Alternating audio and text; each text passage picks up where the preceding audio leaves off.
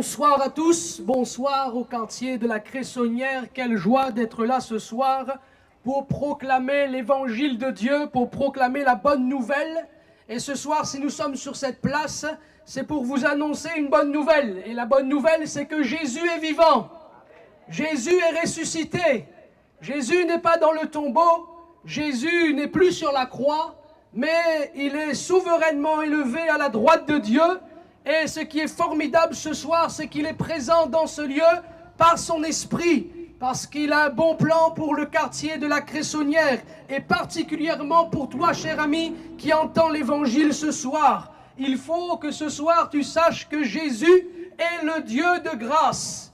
Et ce Dieu de grâce, il veut t'accueillir. Ce Dieu de grâce, il veut te délivrer. Ce Dieu de grâce, il veut te conduire. Nous allons le découvrir, ces trois vérités dans l'Évangile au travers d'un texte de l'Écriture qui se trouve dans l'Évangile de Luc au chapitre 5. Voici ce qui est écrit de Jésus. Jésus était dans une des villes et voici un homme couvert de lèpre, l'ayant vu, tomba sur sa face et lui fit cette prière. « Seigneur, si tu le veux, tu peux me rendre pur. » Jésus étendit la main, le toucha et dit « Je le veux, sois pur. » Aussitôt, la lèpre le quitta. Puis, il lui ordonna de n'en parler à personne. Mais, dit-il, va te montrer au sacrificateur et offre pour ta purification ce que Moïse a prescrit afin que cela leur serve de témoignage. Sa renommée se répandait de plus en plus et les gens venaient en foule pour l'entendre et pour être guéris de leur maladie. Amen. C'est là la vérité. Ce texte nous révèle ceci, c'est que Jésus est le Dieu qui accueille. Jésus est le Dieu qui délivre et Jésus est le Dieu qui veut nous conduire. Mais conduire où? Conduire jusque dans la vie éternelle. Cher ami, nous l'avons lu. Jésus est le Dieu qui accueille. Et ce soir, si cette parole est annoncée dans ce quartier, c'est pour que tu puisses savoir que Jésus veut t'accueillir. Ce texte dit et déclare, Jésus était dans une des villes. Et voici, il y avait un homme couvert de lèpre. Et l'ayant vu, il tomba sur sa face et lui fit cette prière, « Seigneur, si tu le veux, tu peux me rendre pur. » Ce verset de l'Écriture nous révèle une grande vérité, c'est que Jésus est accessible. Jésus est à la portée de tous. Jésus est au milieu des hommes. Jésus offre sa présence à tous. Il est celui qui veut se laisser approcher. Quelle que soit la personne, quelle que soit son origine, quel que soit son état, quel que soit son passé, quel que soit son présent, Jésus est celui qui accueille toute personne. Cher ami, Jésus a accueilli des pauvres dans l'Évangile, comme il a accueilli des riches. Il a accueilli des savants comme des ignorants. Il a accueilli des Juifs comme des Romains. Il a accueilli de ceux qui étaient de distinction comme ceux qui n'étaient pas connus. Jésus accueille tout le monde sans exception. Il faut que tu le saches, Jésus veut t'accueillir. D'ailleurs, il a proclamé dans sa parole, « Je ne mettrai pas dehors celui qui vient à moi. » Oui, qui que tu sois, tu peux t'approcher de Jésus.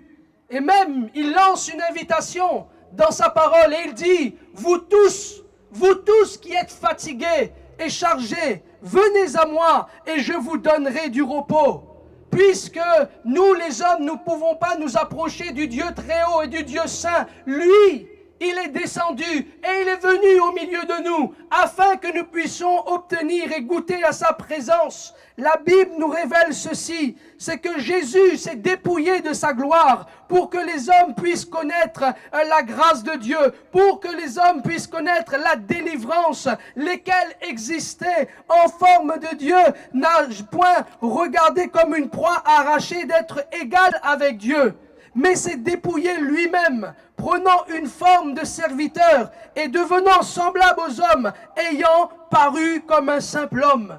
Oui, qui que tu sois ce soir, Tu peux t'approcher de Jésus par le moyen de la foi. Même le lépreux a pu s'approcher de Jésus, un homme couvert de lèpre. À cette époque, selon la loi religieuse, les lépreux devaient obligatoirement être séparés de tout. Le lépreux était privé de communion à tous égards, non seulement avec le temple de sa religion, la religion juive qui lui était interdit, séparé de la présence de Dieu. Cet homme ne pouvait accéder au temple à cause de sa lèpre. Nous voyons aussi que cet homme était séparé et privé de son prochain, puisqu'il devait vivre seulement avec ceux aussi qui avaient la lèpre. Et chaque fois un homme le voyait, il criait, il devait crier « impur, impur ». Il était privé aussi de la vie sociale, puisqu'il ne pouvait pas, comme tous les autres, travailler dans la communauté. Il ne pouvait pas participer à la vie sociale. Il était séparé de tous. C'était un homme qui était dans une grande détresse et de surcroît, il était traité comme un impur, parfois comme même un maudit de Dieu. Le courant de pensée de cette époque le faisait dire. Un homme vivant dans la solitude, malheureux et brisé, rejeté par tous, mais accueilli par Jésus, mais accepté par Jésus, mais écouté par Jésus. Combien d'hommes aujourd'hui et de femmes et de familles ont le sourire, mais qui au-dedans se sentent seuls, se sentent perdus, se sentent rejetés, se sentent abandonnés. Mais ce soir, la bonne nouvelle pour toi, c'est que même si tous t'abandonnent, Jésus, lui, t'accueille. Jésus est prêt à t'écouter, à t'entendre et à entendre ta prière parce que Jésus t'aime. Parce que Jésus aime tous les hommes, il est rempli de compassion et d'amour pour notre humanité. Et il l'a dit, une femme oublie-t-elle l'enfant qu'elle allait? N'a-t-elle pas pitié du fruit de ses entrailles? Quand elle l'oublierait, moi je ne t'oublierai point. Voici, je t'ai gravé sur mes mains. Cher ami, non, Dieu ne t'a pas oublié. Toi qui cries et qui dis, mais Dieu m'a oublié. Non, Dieu ne t'a pas oublié. Ta vie est brisée. Ton cœur est meurtri. Tous t'ont abandonné. Tu es comme seul. Et ton cœur est plein de cicatrices. Tu te sens seul et tu te sens délaissé. Ta vie n'a plus de sens. Tu es dans un grand désespoir. Oh, derrière un sourire, on peut cacher d'énormes falaises de tristesse. Derrière une apparence, on peut cacher d'énormes blessures. Derrière une image, on peut cacher une grande détresse.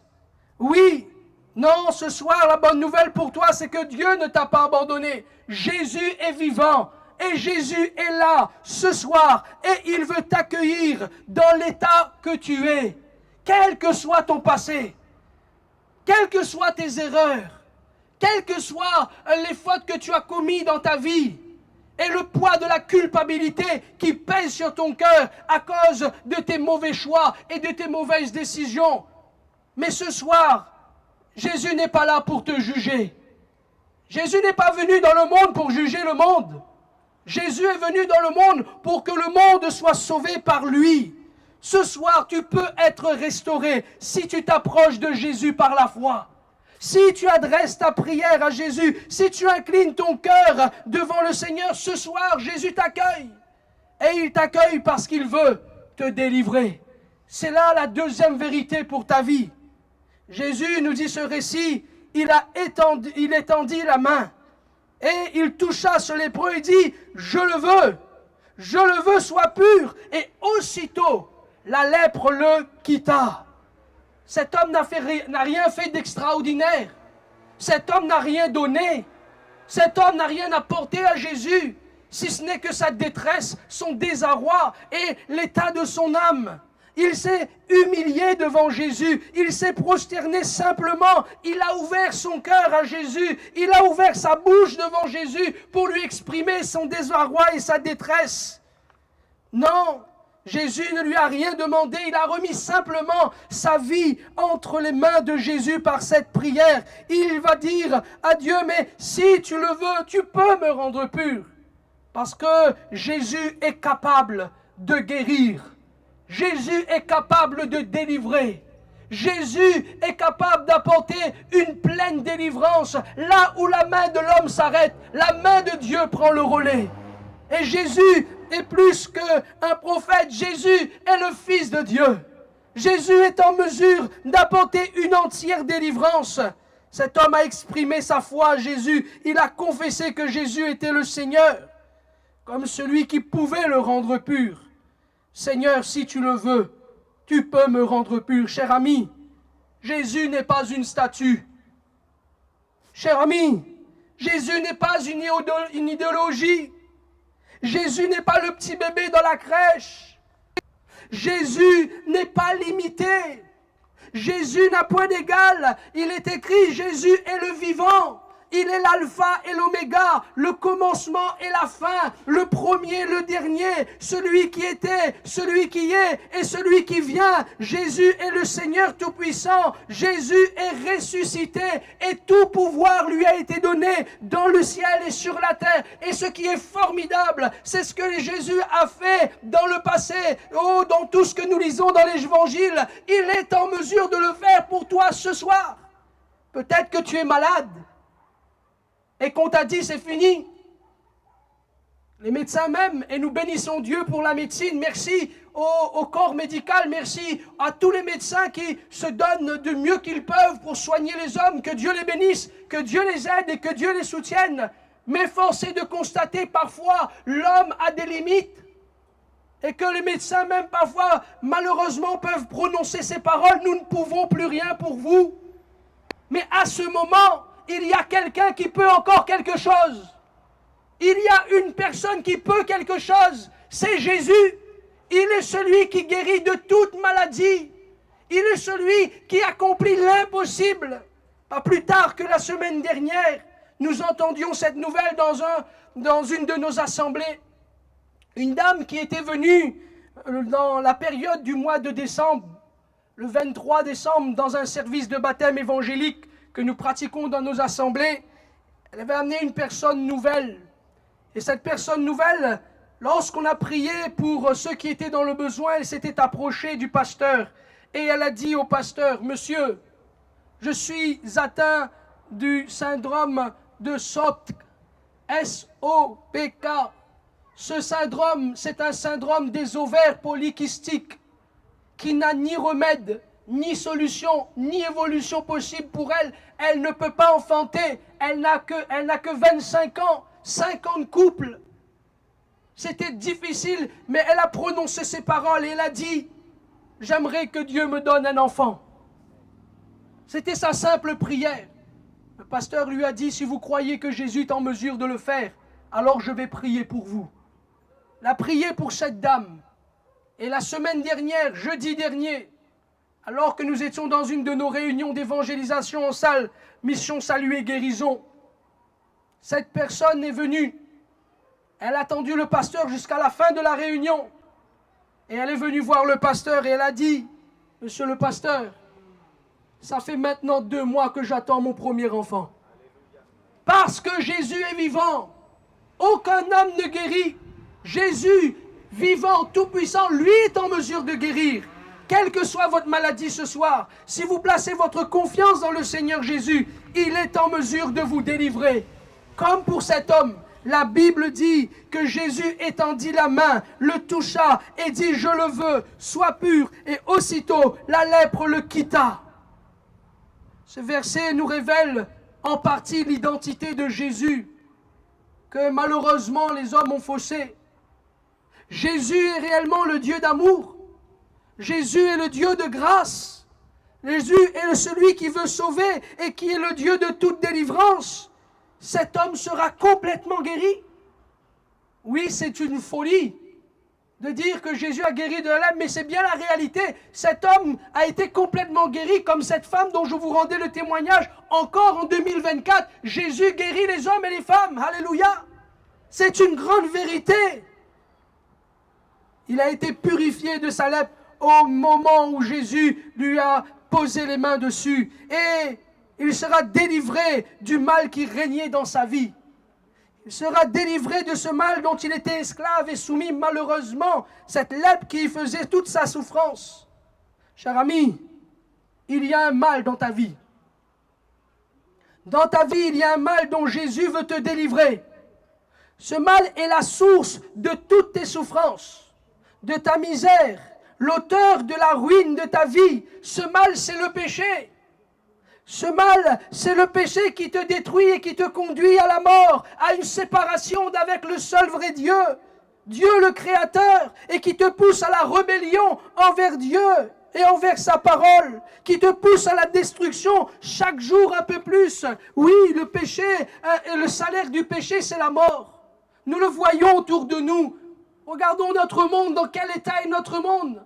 Nous pourrons chercher toutes sortes d'excuses, toutes sortes de solutions, toutes sortes de paroles pour essayer de trouver la raison. Mais la seule raison, c'est que nous, les hommes, malheureusement, avons abandonné le Créateur. Et le péché nous a poussés à nous éloigner de lui. Oui, la Bible le dit, le péché pousse et domine les hommes. Tu es soumis à cette vérité comme l'apôtre Paul l'a déclaré dans les Écritures. Je ne fais pas le bien que je veux faire et je fais le mal que je ne veux pas. Combien d'hommes, après avoir agi d'une manière terrible, se mettent les mains sur la tête et disent « Mais comment je suis arrivé à un tel point? Comment j'ai pu tout détruire comme cela? Pourquoi? Combien d'hommes sont face à cette réalité? Combien d'hommes disent « Mais je veux arrêter de faire cela, mais je n'y arrive pas. » Il y a comme une puissance qui me pousse. Il y a comme une force qui me pousse. Combien disent « Je veux arrêter de me détruire avec l'alcool, je veux arrêter de me détruire avec la cigarette et toutes ces choses, mais ils n'y arrivent pas. » Et pourtant, nous savons que ces choses détruisent non seulement le corps, mais détruisent aussi nos familles parfois. Ils veulent le faire, mais ils n'ont pas la force. Mais ce soir, la bonne nouvelle, c'est que Jésus a payé le prix fort pour que ce soir, tu sois délivré. Ce soir, il y a la possibilité d'être délivré de cette puissance, bien plus que d'étendre sa main sur toi, bien plus que de te toucher. Il a, par amour pour toi, donné son corps, sa vie à la croix de Golgotha, afin que ce soir, tu aies la délivrance dont tu cherches. Dont tu cherches ça et là. Tu cours en tâtonnant pour trouver ta délivrance. Je suis sur cette place ce soir pour t'annoncer que ta délivrance est en Jésus-Christ, vivant, ressuscité et en ce lieu ce soir. Si simplement tu veux faire confiance à Jésus, la Bible dit qu'il a été blessé pour nos péchés, il a été brisé pour nos iniquités, le châtiment qui nous donne la paix est tombé sur lui. Et c'est par ces meurtrissures que nous sommes guéris. Oui, le sacrifice de Jésus, c'est le salut pour tous les hommes, source de salut pour l'humanité. Il est écrit que Dieu a tant aimé le monde qu'il a donné son Fils unique afin que quiconque croit en lui ne périsse point, mais qu'il ait la vie éternelle. L'œuvre de la croix, c'est l'œuvre où Jésus a détruit l'acte qui nous condamnait devant Dieu. Il est écrit, il a effacé l'acte dont les ordonnances nous condamnaient, qui subsistait contre nous. Il l'a détruit en le clouant à la croix et il a dépouillé les dominations, les autorités et les a livrées publiquement en spectacle, en triomphant d'elles par la croix, cher ami. Cher ami, quelle grâce de savoir que nous n'avons pas besoin de passer par quiconque pour avoir le pardon de nos péchés. Un aveugle peut-il conduire un aveugle? Un pécheur peut-il sauver un pécheur? Non, cela est impossible. Mais la Bible nous dit que si nous confessons nos péchés au Seigneur Jésus, si nous les confessons, Dieu est juste et fidèle pour nous les pardonner, nous purifier de tout péché et de toute iniquité. Quelle que soit la somme du mal que tu as pu accomplir dans ta vie, quels que soient les actes que tu as pu poser de mal dans ta vie, ce soir, ce que Dieu veut faire, ce n'est pas les mettre sous tes yeux. Ce soir, ce que Jésus veut faire, c'est tout te les pardonner. Jésus te pardonne ce soir par le moyen de la foi et il veut enlever la condamnation et la culpabilité qui est en train de te ronger, qui est en train de te détruire. Ce soir, si tu crois, si simplement tu crois, pas d'or, pas d'argent, il n'est pas question d'argent, il n'est pas question d'apporter un sacrifice, il n'est pas question d'apporter quoi que ce soit. Tout est accompli. Sur la croix de Golgotha, Jésus a poussé ce cri, tout est accompli. Si tu crois ce soir, Tu peux voir la gloire de Dieu dans ta vie. Tu peux être délivré de ce qui a triomphé de toi. Tu peux recevoir le pardon de tes péchés. Tu peux être sauvé. Oui, Dieu, sans tenir compte des temps d'ignorance, annonce maintenant à tout homme et en tout lieu qu'ils aient à se repentir parce qu'il a fixé un jour où il jugera le monde par celui qu'il a désigné, ce dont il a donné une preuve certaine à tous en le ressuscitant des morts. Ce soir, je ne suis pas là pour vous annoncer une mauvaise nouvelle, mais plutôt la bonne nouvelle du salut par Jésus-Christ. Mais ce monde va connaître le jugement de Dieu. Que nous le voulions, que nous ne le voulions pas, que nous le croyions, que nous ne le croyions pas, le jugement de Dieu va s'abattre sur cette terre à cause de la somme du péché et du mal. Mais aujourd'hui, Dieu veut sauver les hommes par l'évangile. Dieu veut sauver les hommes par Jésus-Christ, seulement sur la base de la foi. Dieu est bon, parce que Dieu n'a pas choisi l'argent pour être sauvé. Parce que ceux qui n'ont pas d'argent, ils n'auraient pas pu être sauvés. Dieu est bon, parce qu'il n'a pas choisi la sagesse. Parce que ceux qui étaient ignorants ne pouvaient pas être sauvés. Dieu est bon, parce que Dieu n'a pas choisi celui qui a de la prestance ou celui qui est religieux. Non, Dieu a choisi le moyen de la foi, parce que tout homme peut croire.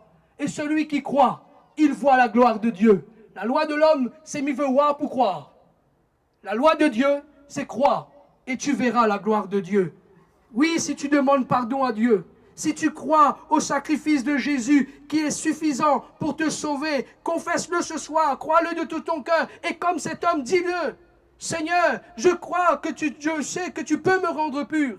Si tu le fais ce soir, tu vas voir que Dieu va enlever toute forme de culpabilité dans ta vie.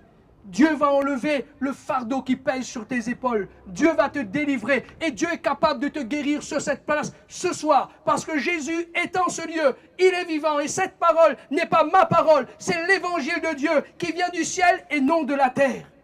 Ce soir, tu peux être délivré. Jésus t'accueille, Jésus te délivre et Jésus veut te conduire. Il est écrit dans le texte que nous avons lu, puis il lui ordonna de n'en parler à personne. Mais il dit, va te montrer au sacrificateur et offre pour ta purification ce que Moïse a prescrit, afin que cela leur serve de témoignage. Après avoir guéri cet homme, après l'avoir purifié, Jésus va lui montrer la voie qu'il doit suivre. Jésus va lui confier une mission. Jésus va lui faire de lui son témoin. Oui, c'était le début du plan de Dieu pour cet homme. Cher ami, Jésus a un plan pour ta vie. Si aujourd'hui on m'avait dit que j'étais prédicateur de l'évangile, j'aurais traité les gens qui m'auraient dit cela de fou. Je ne suis pas issu d'une famille chrétienne. Je ne suis pas né avec la foi dans le cœur. Je ne croyais pas en Jésus. J'avais mes religions, j'avais mes pratiques. Mais quand le malheur a frappé ma vie, où j'étais lié par l'alcool, lié par les cigarettes, les drogues, pouvant plus m'en sortir, lié par toutes sortes de malheurs qui s'abattaient sur ma vie, j'ai cherché Dieu. Et on m'a dit, il faut que tu fasses ceci, il faut que tu fasses cela.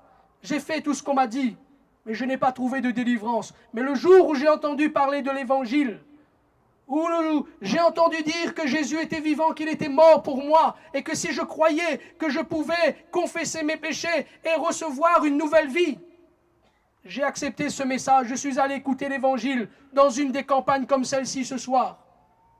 Et quelle fut pas ma surprise lorsque le prédicateur m'a dit, est-ce que tu veux te repentir, demander pardon à Dieu, et si tu le fais ce soir, Dieu te donne une nouvelle vie qui sera dirigée par sa parole. Je l'ai fait ce soir-là, dans mon quartier à Terrain-Élisa, Sainte-Marie. Et Dieu m'a complètement délivré. Une nouvelle vie. J'ai été complètement libre de tout ce qui dominait sur ma vie. Et aujourd'hui, si je prêche l'évangile, c'est grâce à Dieu, parce que Jésus est vivant. Et il a transformé réellement ma vie. Comme notre frère a chanté tout à l'heure, Jésus est réellement celui qui change les vies et qui donne un avenir et de l'espérance. Cet homme, lorsque Jésus lui ordonna d'aller, lorsque Jésus va lui dire, va te montrer, offre pour ta purification, qu'est-ce qu'il va faire? Il va simplement obéir. Il va se soumettre à la parole de Jésus et il va pratiquer la parole de Jésus. Voilà ce que Dieu attend de toi, cher ami, dans cette nouvelle vie. C'est que tu puisses obéir à sa parole, te soumettre à sa parole et pratiquer sa parole. Et ce sera une nouvelle vie pour toi. Tu peux ce soir avoir une nouvelle vie. Plusieurs disent, si je peux vouer tout effacer et tout recommencer, il y a moyen, il y a possibilité en Jésus-Christ de recevoir une nouvelle vie. C'est écrit, celui qui est en Christ est une nouvelle créature. Les choses anciennes sont passées et voici toutes choses sont devenues nouvelles. Une vie de liberté où le mal ne domine plus sur nos vies. Une vie de restauration où tu n'es plus seul, mais Dieu lui-même est avec toi chaque jour, où tu peux communier avec lui pour lui demander directement ce que tu as besoin et lui-même prend soin de toi. C'est une vie de victoire puisque Jésus a accompli la plus grande des victoires pour l'humanité. C'est une vie d'enfant de Dieu. À ceux qui croient en lui, dit l'Écriture, il leur a donné le pouvoir de devenir enfants de Dieu. Fini le mépris, nous sommes aimés de Dieu. Fini la honte, c'est la dignité, la joie et l'honneur. Fini l'esclavage, c'est la liberté. Fini la solitude, puisque Dieu lui-même est avec nous dans nos maisons, dans nos cœurs et dans nos vies. Fini la séparation avec Dieu, puisque par Jésus-Christ, nous sommes réconciliés avec notre Créateur. Spirituellement, socialement, sentimentalement, Dieu nous bénit à tous égards. Parce que Jésus est vivant, cher ami. Veux-tu de Jésus pour conduire ta vie? Ce soir, je conclus ce message et je te le dis, Jésus, lui, veut t'accueillir. Jésus, lui, veut te délivrer. Jésus, lui, veut prendre soin de toi. Et Jésus veut te donner cette vie éternelle et te conduire chaque jour de ta vie ici-bas. Veux-tu accepter le beau message de l'Évangile? Maintenant, tout est entre tes mains. Comme cela a été dit, ce n'est pas par l'or, ni par l'argent. Dieu ne te demande rien ce soir.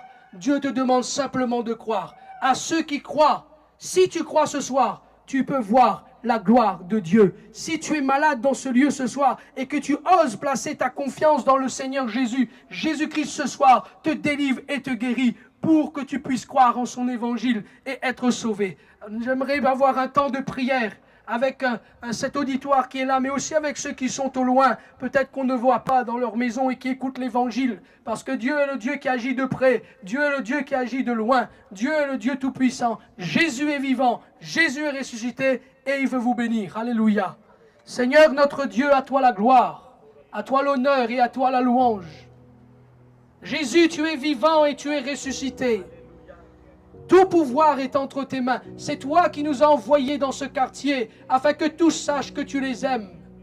C'est toi qui nous as envoyés dans ce quartier afin que les hommes et les femmes connaissent la guérison divine en ton nom. C'est toi qui nous as envoyés dans ce quartier afin que les hommes sachent que l'évangile n'est pas pour la condamnation, mais pour la libération, pour le salut de quiconque croit, pour fuir la colère à venir. Maintenant, je te prie, ô Dieu, que ta volonté soit faite dans ce lieu.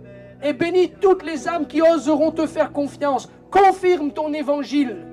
Parce que tout vient de toi. Merci par avance pour les miracles que tu vas opérer dans ce lieu. Merci par avance pour les prodiges que tu vas accorder. Afin que tous s'attachent à toi. Non pas à une religion, mais à toi. Parce que tu es le Dieu vivant. Seigneur, que ton nom soit béni. J'aimerais maintenant demander à ceux qui voudraient être pardonnés de leurs péchés. Ceux qui croient que Jésus veut les pardonner ce soir, venez sur le devant de cette place. J'aimerais prier avec vous afin que vous soyez dégagés de la culpabilité, que vous puissiez obtenir le salut de vos âmes, puisque la Bible dit que c'est celui qui croira, qui invoquera le nom du Seigneur sera sauvé. Si tu confesses le Seigneur Jésus de ta bouche, si tu crois de tout ton cœur que Dieu l'a ressuscité des morts, alors tu seras sauvé, parce que c'est en croyant du cœur qu'on parvient à la justice, et c'est en confessant de la bouche qu'on parvient au salut, dit l'Écriture. Ce soir, tu peux t'approcher sur le devant, quel que soit l'état de ta vie, quel que soit ce que tu as pu faire, Jésus seulement veut te pardonner et te sauver. Peut-être que tu es malade et que tu veux croire dans l'évangile et que tu crois que Jésus est en mesure ce soir à l'écoute de cette parole. J'aimerais t'inviter à t'approcher sur le devant de cette estrade pour prier avec toi. Ceux qui croient que Jésus peut les délivrer, venez, soyez pas dans la crainte, ne soyez pas dans la honte. Vous savez, quand on est dans le besoin, la honte ne nous sauvera pas. La crainte des hommes ne nous sauvera pas. Le quand dira-t-on ne nous sauvera pas. Mais si on ose faire confiance à Dieu, Dieu agit. Et nous voyons la gloire de Dieu et Dieu nous ajoute à son peuple. Alors, venez sur le devant, en aussi grand nombre que vous voulez. Nous allons prier avec vous, quel que soit votre besoin. Peut-être c'est pour ton foyer. Peut-être que c'est pour ton foyer. Tu ne sais plus comment faire. Il y a une telle discorde, il y a une telle dispute, il y a une telle tension qui ne sort pas. Bien que tu veuilles faire ce qui est bien, bien que tu veuilles prendre soin de ta famille, mais il y a comme une force qui t'empêche d'avancer. Viens sur le devant. Je te garantis que Jésus-Christ va te faire du bien ce soir. Je te garantis que Dieu va te bénir. Je te le dis parce que c'est sa parole. Maintenant, avec tous les pasteurs de cet auditoire, nous allons prier avec vous au nom de Jésus.